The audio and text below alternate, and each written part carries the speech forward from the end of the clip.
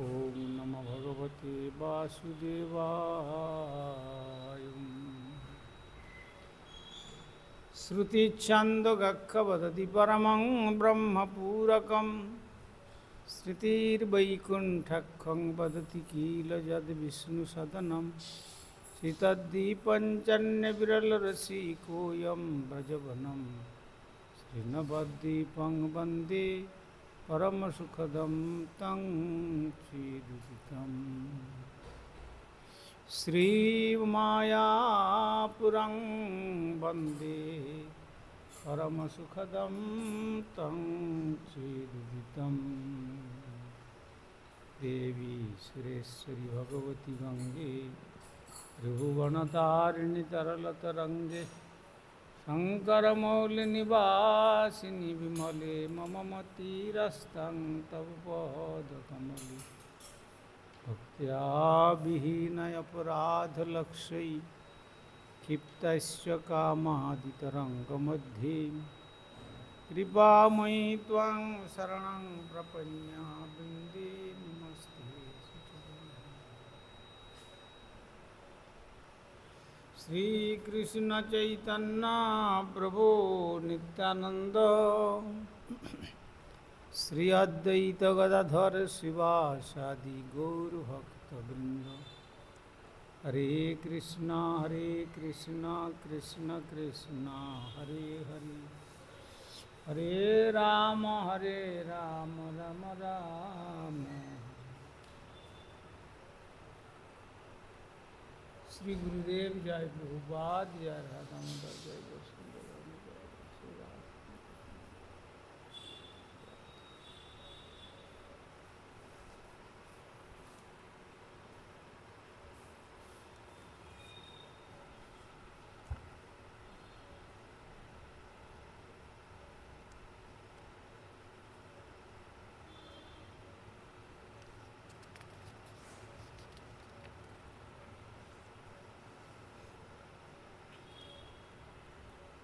আমরা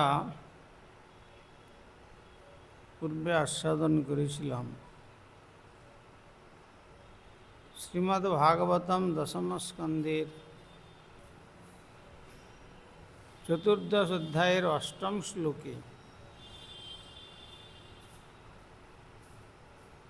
তত্তে অনুকম্পাং সুসমীক্ষমাণ ভুঞ্জানেবাত্মকৃতং বিপাকম হৃদবাগ বপুভীর্বিদধন নমস্তে জীবেত যো মুক্তি পদে স দায়ভাগ। এই প্রসঙ্গে তাৎপর্য অবলম্বনে আমরা আস্বাদন করেছি।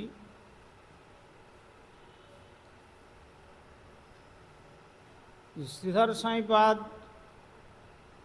বিশেষ রূপে এই ভাষ্যে বিশ্লেষণ করেছেন,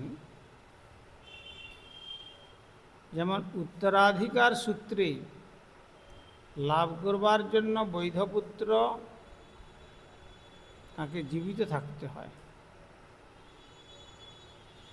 তেমনি ভক্তিযোগের অবশ্য পালনীয় বিষয়সমূহ অনুসরণ করে যিনি কেবলমাত্র শ্রীকৃষ্ণ ভাবনাতে জীবন ধারণ করেন। বৈধপুত্রের যেমন উত্তরাধিকার সূত্রেতে জীবন ধারণ করতে হয়, তবে পিতার মৃত্যুর পরে তার যেমন সেই সমস্ত সম্পদের অধিকারী হয়, তেমনি এই ভক্তিযোগের পালনীয় বিষয়সমূহ অনুসরণ করে যিনি কৃষ্ণ চেতনায় কেবলমাত্র জীবন ধারণ করেন, শ্রীকৃষ্ণ ভজনের জন্য যিনি কেবলমাত্র জীবন ধারণ করেন, তিনি স্বাভাবিকভাবে পরমেশ্বর ভগবানের কৃপা লাভের যোগ্য হন। আর পক্ষান্তরে তিনি ভগবত ধামে উন্নীত হবেন। তার মানে কেবলমাত্র ভক্তিযোগকে অবলম্বন করে জীবন ধারণ করা। জীবিতং বিষ্ণুভক্তস্য বরং পঞ্চদিনানি চ নতু কল্প সহস্রাণি ভক্তিহীনস্য কেশব। ভগবান শ্রীহরিতে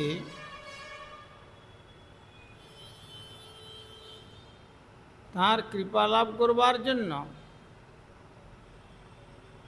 বিষ্ণু ভক্ত হয়ে বা কৃষ্ণ ভক্ত হয়ে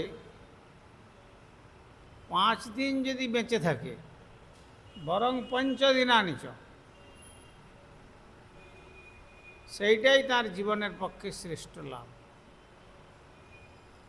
আর নতু কল্প সহস্রাণি, সহস্র কল্প বেঁচে থেকেও যদি ভগবানের চরণে ভক্তিহীন হয়, তার কোনো মূল্যায়ন শাস্ত্র প্রদর্শন করেন। এই কথাটি এখানে বর্ণনা দিচ্ছেন। সুসমীক্ষমান শব্দটির দ্বারা নির্দেশ করা হয়েছে যে পূর্বকৃত পাপকর্মের যন্ত্রণাময় ফল ভোগ করা সত্ত্বেও ভক্ত পরমেশ্বর ভগবানের কৃপার জন্য সাগ্রহে অপেক্ষা করেন।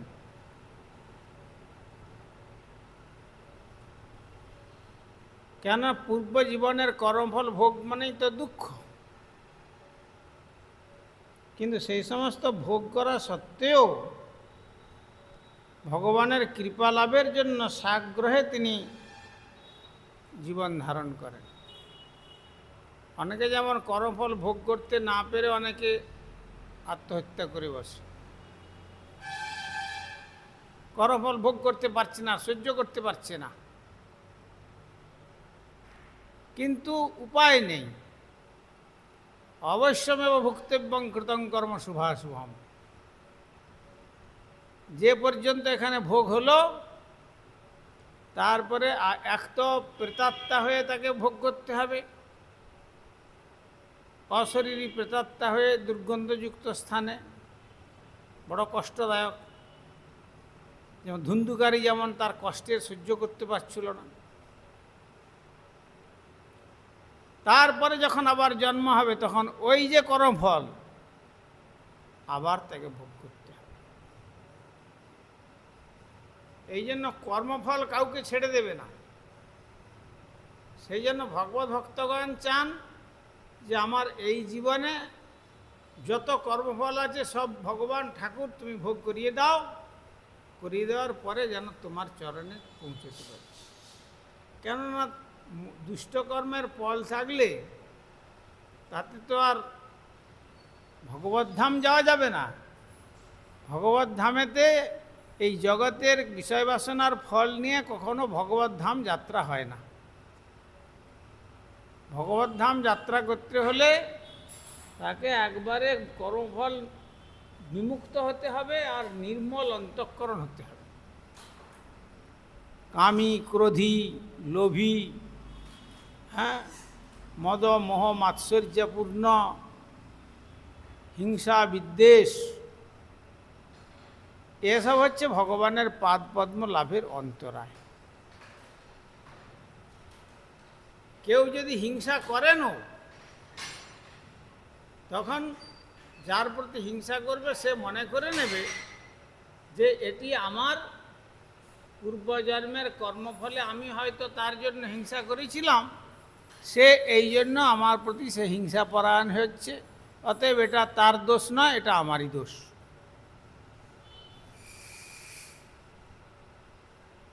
এইটা ভেবে নিতে হবে। তা না হলে যদি প্রতিহিংসার বৃত্তি যদি চিত্তের মধ্যে জাগরিত হয়ে যায়, ব্যাস, তাহলে চিত্তটা তো মলিন হয়ে গেল। সে পুরাণে একটা ঘটনা আছে, এক ধোপা কাপড় কেচে, সাথে তো কত কাপড় তো কাছে, কেচে রাস্তায় সব চতুর্দিকে মিলিয়ে দিয়েছে। একটা বৃদ্ধ সাধু, সে এখন হাঁটতে হাঁটতে ওই কাপড়ের উপর দিয়ে হাঁটা শুরু করে দিয়েছে।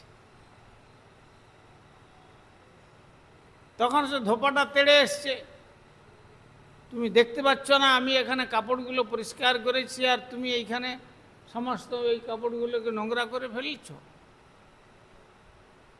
সাধু কিছুটা ধৈর্য ছিল, সম্পূর্ণ ধৈর্য শিখে এখন হয়নি। কিছুক্ষণ পরে সেই সাধু আবার তাকে লাঠি নিয়ে মারতে শুরু করেছে, আর তখন সে আবার তাকে প্রহার করতে শুরু করেছে। উপরেতে ভগবান বসেছিলেন বৈকুণ্ঠে, তিনি লক্ষ্মীদেবীকে বলছেন যে আমাকে একটু যেতে হবে, এই বলে তিনি বেরিয়ে এসছিলেন। কিছুক্ষণ পরে হাসতে হাসতে তিনি আবার ফিরে গেলেন। যখন ফিরে গেলেন তখন লক্ষ্মীদেবী বলছেন, কি তুমি এখনই গেলে আবার হাসতে হাসতে ফিরে আসছো?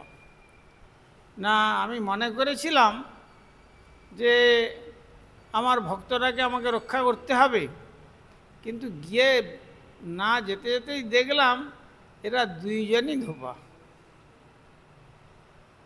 কারণ এর তো ধোপার বৃত্তি জেগেছে, আগে অশ্লীল আচরণ আদি করেছে, ফলে এও তার প্রতি উত্তর দিয়ে দিয়েছে। যদি প্রতি উত্তরটা না দিত বা ক্রোধ প্রকাশ না করত, তাহলে ভগবান ভক্তকে রক্ষা করতেন। তখন দেখলেন যে দুইজনের মধ্যে যখন মলিনতা আছে, আমি তো কারো পক্ষ নেব না, তাই আমি ফিরে চলে আসলাম। এখনও সে ভক্তের পর্যায়েতে উপস্থিত হতে পারে নাই সম্পূর্ণ। সেই জন্য এখানে বলছেন কথাটা যে পূর্বকৃত যন্ত্রণাময় যে ফল, পাপের যে ফল, মানুষ যে এই সমস্ত মলিন কার্য করে থাকে, এই যে ধরুন প্রাণীগুলোকে নৃশংসভাবে যারা হত্যা করে, হত্যা করতে তাদের মনের মধ্যে কুণ্ঠা নাই, কসাই যারা, তারা আনন্দ পায়, আনন্দতে হিংসা করে যাচ্ছে, কিন্তু বুঝতে পারছে না ওরা যেমন হিংসা করছে, ওকে হিংসা করে মারছে একটা প্রাণকে, এর পরের জন্মগুলোর ওই রকম এরা প্রত্যেক জন্মে তাকে এক একবার জন্মাতে হবে, এক একবার তারা মারবে। এতে এক জন্মে এখন 1000 2000 মেরে ফেললো, তাকে 2000 জন্ম গ্রহণ করতে হবে, আর ওই রকম ওরাই তাকে হত্যা করবে, শিরচ্ছেদ করবে। লোকে মনে করে যে বাহ, লোকটা ভালো ছিল, তার হঠাৎ করে গলা কেটে দিল, কিন্তু কেন কাটলো সে বিচারটা মানুষ করে না, করতে পারবে না। কেননা পূর্ব জীবনের কর্মের ফল, পূর্ব জীবনের কর্মের ফল।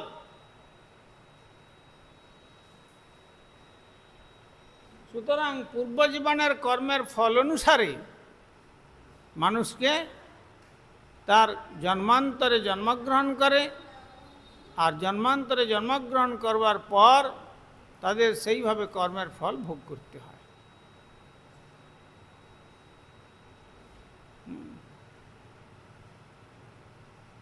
সেই জন্য ভাগবতে বলেছেন, অবশ্যমেব ভুক্তব্যং কৃতং কর্ম শুভাশুভম।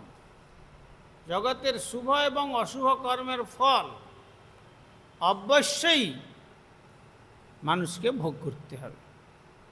যদি ভালো কর্ম করে যান, তার জন্য ভালো কর্মের ফল তার ভোগ হবে, আর যদি খারাপ কর্ম করে যান, তার জন্য খারাপ কর্মের ফল ভোগ হবে। আমরা ভালো কর্মের ফলটা ভোগ করার সময় নিজেদের বাহাদুরি দেখাই, আর খারাপ কর্মের ফলটার সময় ভগবানকে দোষ দিই, তুমি আমাকে এইভাবে এত কষ্টের মধ্যে ফেলেছ। কিন্তু তা বুঝতে পারে না যে সে যে নিজে কর্মগুলো করে এসছে, সেই কর্মের যে ফলটা ভোগ হচ্ছে সেটা বুঝতে পারে না। কারণ ভগবান কারো ভালো কর্মেরও ফল ভোগ নেন না, আর মন্দ কর্মেরও ফল ভোগ নেন না। এই জীবকে তার স্বতন্ত্রভাবে সমস্ত কর্মের ফল ভোগ করতে হয়। এই জন্য বলে অবশ্যমেব ভুক্তব্যম, অবশ্যই ভোগ করবে। কৃতং কর্ম শুভাশুভম, তাদের শুভকর্ম এবং অশুভ কর্ম। সেই জন্য শুদ্ধ ভক্তগণ কী করেন, এই সুসভিক্ষমান শব্দটির দ্বারা নির্দেশ করা হয়েছে পূর্বকৃত পাপকর্মের যন্ত্রণাময় ফল ভোগ করা সত্ত্বেও ভক্ত পরমেশ্বর ভগবানের কৃপার জন্য আগ্রহে অপেক্ষা করেন, অতি সাগ্রহে অপেক্ষা করেন যে ঠিক আছে আমার কর্মফলগুলো ভোগ হয়ে যাক। ভোগ হয়ে গেলে তখন চিত্ত নির্মল হবে, তখন নির্মল অন্তঃকরণে ভগবত ধাম তার গতি হবে।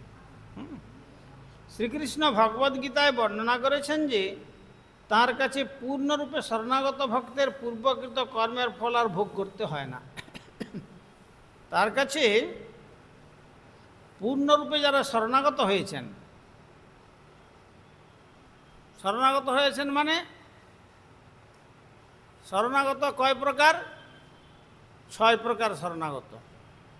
সম্পূর্ণ দৈন্যতার জেগেছে, আত্মনিবেদন জেগেছে, গোপ্তৃত্বে ভগবান আমার বর্ণ করবেন সেই ভাব জেগেছে, অবশ্য রক্ষিবেন কৃষ্ণ বিশ্বাস, এই বিশ্বাস রয়েছে, তিনি আমার পালক এই বিশ্বাস রয়েছে, যেভাবেই হোক না ভগবান আমাকে পালন করবেনই।